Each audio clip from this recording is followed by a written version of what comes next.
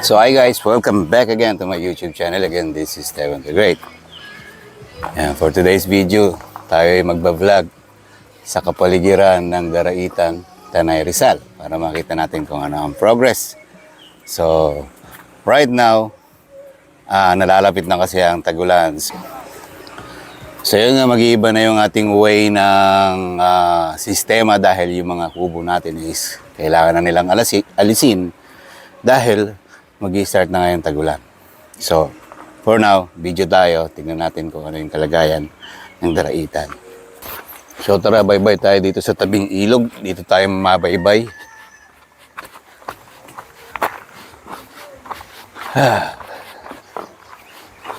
So, Monday nga pala ngayon, merong nagaganap na clean up.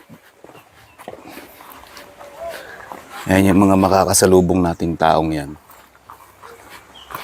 Naglilinis sila ng kapaligiran or environment ng Daraitan.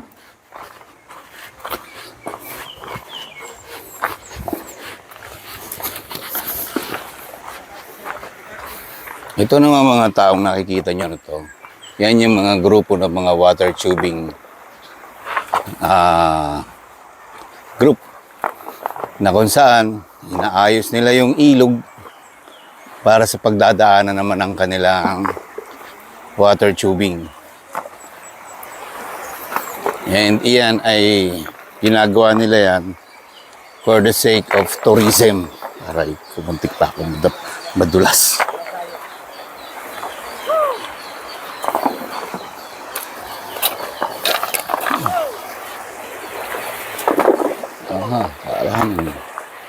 Maraming kalalakihan.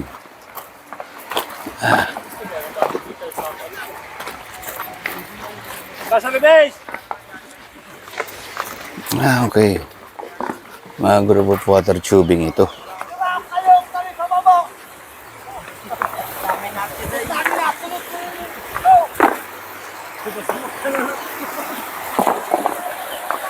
Pinapalalim nila.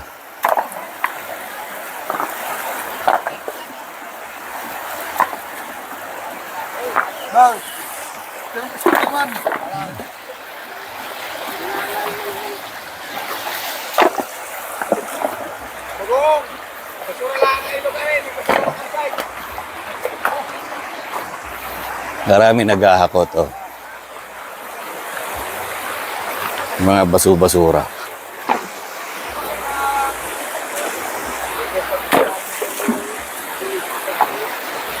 Yan pala, alam nila.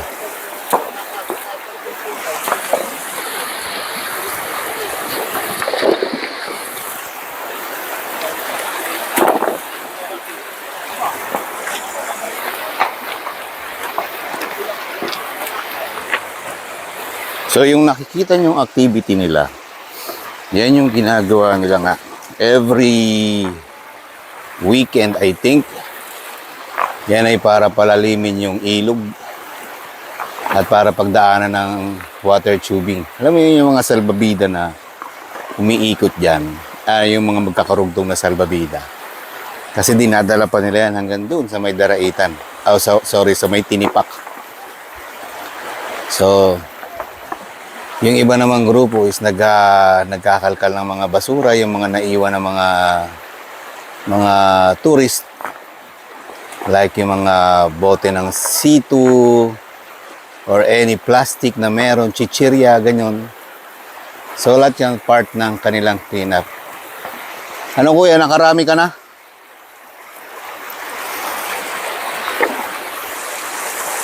Nakarami ka na kuya? Ano ito sa water tubing to, ano? Oo nga pala, nabanggit sa akin ni kuya na may clean up kayo.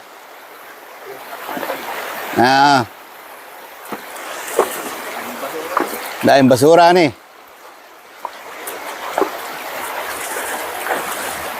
Ang dami nila, oh.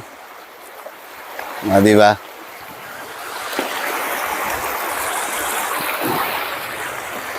So tara, dito tayo bumaybay sa gilid.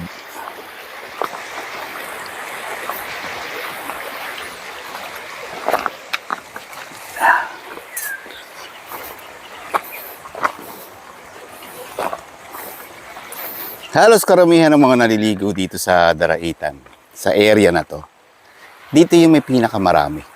You know why? Kasi dito lang yung flat yung surface na medyo mabuha-buhangin pa at hindi malakas yung current. Dito kasi sa area na to, malakas na yung current eh. Yan. Nakikita nyo naman yan. Yan naman eh yung pagpapahigop paakyat dun sa kanilang campsite. So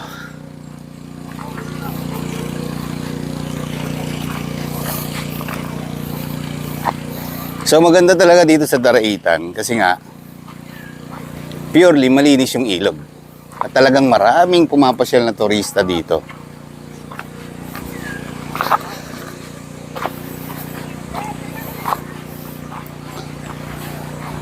So dito tayo mamaybay.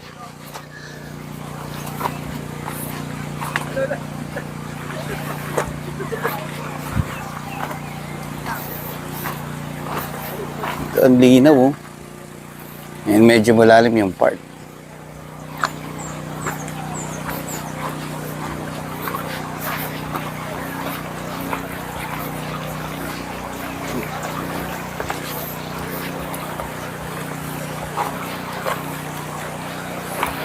This time around, it's Monday kasi. So, kukunti talaga yung mga guests na dumarating ngayon. As usual, Monday. But still, hindi pa rin nawawala ng mga tourist.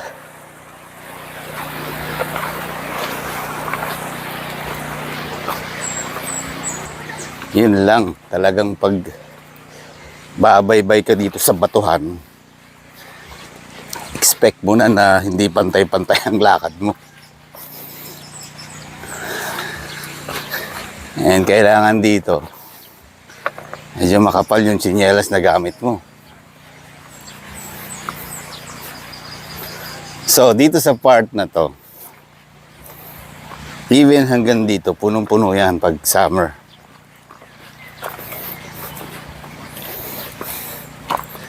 But again, pag panahon naman ng tagbagyo, nasaan mong hindi na dito ang ilog? Hanggang doon na yan. Dito sa left side na to, ito ay puro, syempre, ilog. Then, ito namang mga nakikita nyo sa right side na to, yan. Yan ay puro campsite. Diba? Syempre, iba-iba ang presyo niyan. Iba-iba ang design ng kanilang mga campsite at capacity. Dito kasi mas minabuti kung dito magbaybay para makita rin personally yung ilog. Bihira ako kasi lakarin tong part na to eh. And kung mapapansin nyo, yung iba dito is naglulumot na. Ganyan ang epekto pag mahina yung current ng tubig. Pero pag panahon ng tagbagyo, malinis na malinis yan. So on my right side, kung mapapansin mo, napakaraming kubong nakatayo. Di ba? So sa bawat kubo na yan, dito sa part na to, it's either pag-aari ito ng harapan ng campsite or isa itong lokal na mangungubo o yung nagtatayo ng kubo, yung mga lokal natin dito na siya naman sinusuportahan ng ating barangay.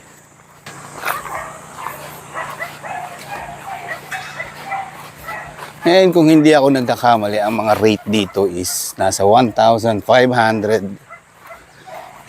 to 1,500. Let's say day tour is 800 and 1,500 naman kung mag-overnight kayo. Nga lang, ito lang yung kondisyon nyo. Walang CR. Pero meron ka namang masisiaran.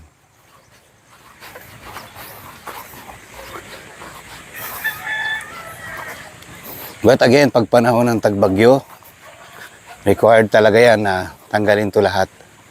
Kaya kung mapapansin nyo, light material lang yung nilalagay nila.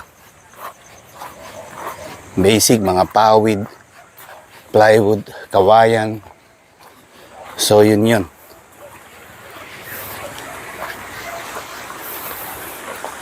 So, dito sa kinalalagyan ko naman ngayon, is abot tanaw na natin yung pinakang wooden bridge. Ayun. Pansinin nyo sa part na to. May mga part na yung mga tao is gumagawa sila ng parang bakod nila. Para dyan lang sila maglulublob at mag-i-enjoy kasama yung mga barkada nila.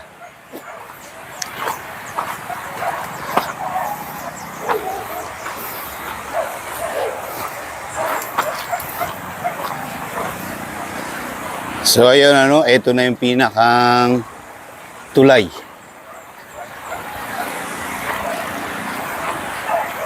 ng Daraitan.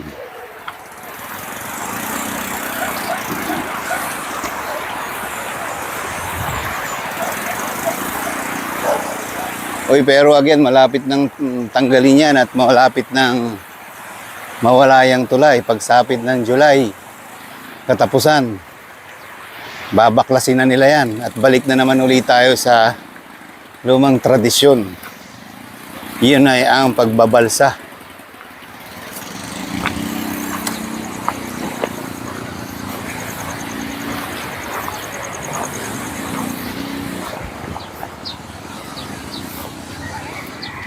So, ang daming kubo na kung saan minsan nga ay kinakapos pa ito dahil rin sa dami ng tourist. Na-experience ko to nung panahon ng mahal na araw. As in, ang dami talagang dumating. Or even lalo pag tatamaan ng long weekend.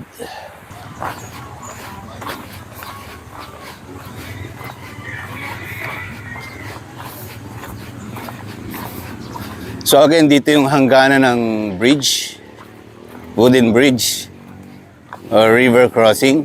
Then after nyan, magbabayad ka dito sa part na to. Yan.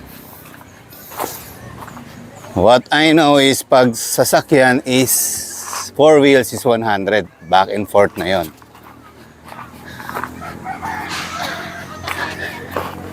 And pag motor is 20 pesos lang. Ganun din, back and forth na yon.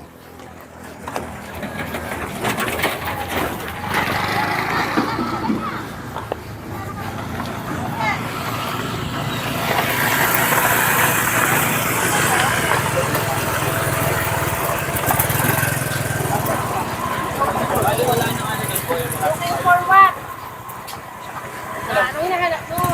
Ako? Panghiling-haling nga ka eh. Guess. Wala, mahina na yung guess. Ano ba yan? Nagbi-video. Nagba-vlog. Ito naman. Siyempre, dinodokumentaryo na natin ang ating Daraitan. Oo nga, dapat talaga, maliit talaga binibidyo para nakikita din ng guess yung maliit siya. Yung dapat merong may dalawang Kasi magkaiba talaga siya. Pag tag-ulan, syempre maganda. Oh, syempre, malalim. Pagka yung ganyan na mababa, dapat meron ding video Nga, ito. Hindi nagugulat yung guess. Pinapaalam natin sa kanila na ganito ang sitwasyon pag summer season naman. Maraming kubo. Kasi yung ibang campsite, Pero maliit ang tubig. yung iba kasing campsite, inaano nila yung maganda, yung nakakapag-tubing pa na malaki ang tubig. Tapos yun yung hinahanap ng guest pag dumating Tapos dito. pagdating dito, wala naman pala. Diba? Hindi, nakita ko nga sila ngayon doon, nag-aayos sila yung mga tubing group. Nice. Naayos nila yung ilog Para diretso. para maganda yung hawi. Pero in fairness, ngayon lang nangyari to na ang tagal bumaha. Malapit na tayong magtag-ulan eh. Sana nga Ano ito ha? Katapusan ng July, tanggal to. Mga Depende yun. Kasi hindi naman pwedeng magbaklas ng hindi naman talaga bumabaha. Kasi hindi naman kasi pwedeng... So sabihin natin hanggang August, no? Basta't may bagyo na. Basta may bagyo na. Yan. Pero kung abuti ng September yan, na hindi bumabaha, hindi nandiyan pa rin yan. Ala, yung pala. Kaya dinin mo na ako, te.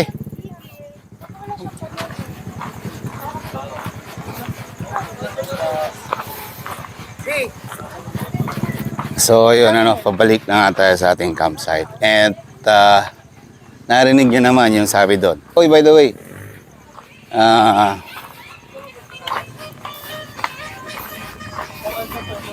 di ba mula nga pala sa bridge na yan?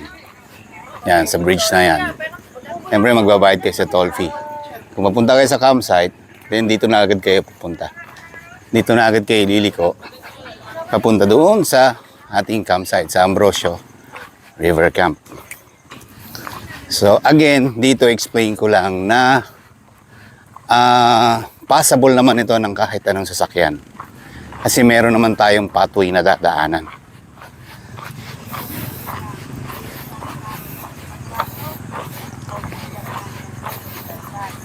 Dito, ituturo ko na lang sa inyo para hindi na kayo malito at lalo't hindi na kayo maligaw papunta sa campsite.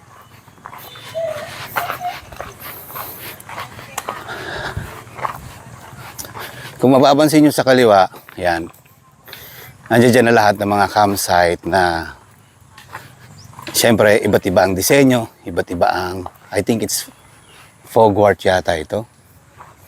Magaganda rin ng kubo. Tama, Fogwart. Yan, ito si Fogwart. Yan. So, ayun, kung may dala nga kayong 4 wheels, hindi kayo didiretso dito. Kung hindi, dito kayo dadaan sa camp, sa area na to, kung saan may pathway naman ng sasakyan. Okay. By the way, ito nga palang area na ito ang water tubing area. So, I think nabanggit ko na yata yan sa vlog ko kung magkano ang presyuhan yan. So anyway, kung dito tayo dadaan, galing na tayo dyan eh. So dito naman tayo mamaybay. So, tabi-tabi yan. Si Fogwart, si Bughaw. Yan. Siyempre, pagandahan ng design yan. Pagandahan ng datingan ng mga kanilang campsite. O, yung ito, mayroon pang hanging, oh. Diba? So, Fogwart, Bughaw, then ito naman si Camp Agus. Yung iba kasi mga guest namin dito sa Ambrosio River Camp is dumidiretso rito, then sasabihin nila, wala po ikang daan dito. Ay talagang wala ng daan.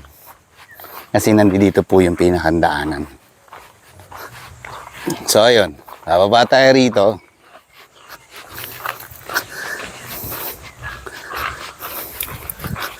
Para ipakita yung pinakang pathway. So ito yung pinakang pathway niyan. Okay? Kanina kasi bumaybay tayo sa ilog. And again, ito yung pathway para naman sa mga sasakyan. And again, kung mapapansin mo, again, sa kaliwa is puro campsite yan. Pero ito talaga yung one of the, kumbaga, wow factor na campsite. Pero tignan mo naman yung kanilang presentation, di ba? Ganda. Talagang ginastusan. Naka-recrap. Yung pinakang TP house nila is nasa pinakang harapan. Meron silang coffee area sa harapan. Tapos yung mga malalaking villa nila, yun, na punong-puno ng pawid.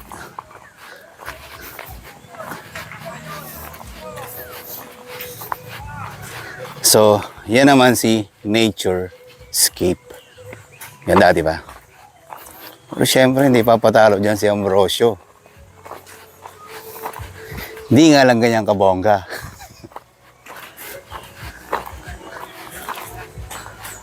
Aha.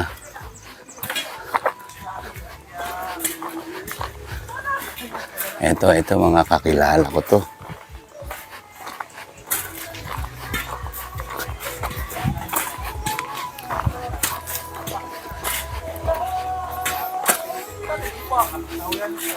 Hey, boss.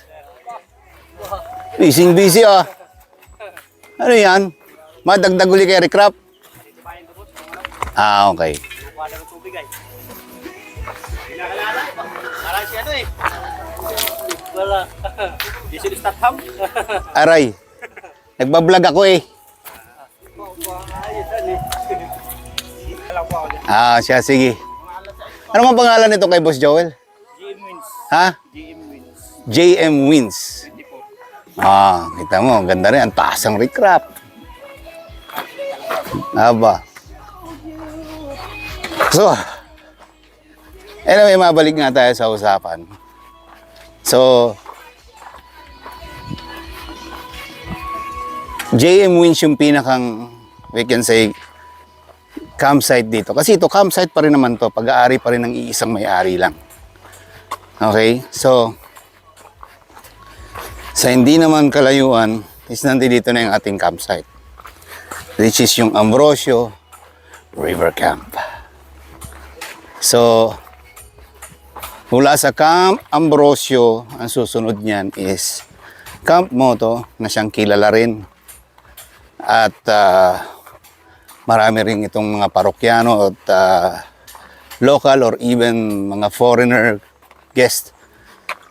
At ang susunod ng Camp Moto, yun na yung Camp Aliw. So si Camp Aliw is, ito ang pinaka most well famous dahil siya lang yata yung may pool na harap ng ilog. At balitang sikat na dinadayo ng mga celebrity. Next to Camp Aliw is yung pinakang huli is yung Camp Irog. So yun. Ang maganda sa area natin sa Camp Ambrosio is hindi siya crowded. Wala kang makikitang kubong dinaanan natin tulad kanina. Pero kagandahan nga dito sa area natin is hindi crowded. Wala kang makikitang any kubo or establishment na nakatayo. So, yun lang. Yun lang ang ating vlog for today. And syempre, lastly is Camp Ambrosio. So yun, Camp Ambrosio. At hindi ko na masyadong papahabain ng vlog na ito. See you again to my next vlog. This is Stephen the Great. Bye and God bless.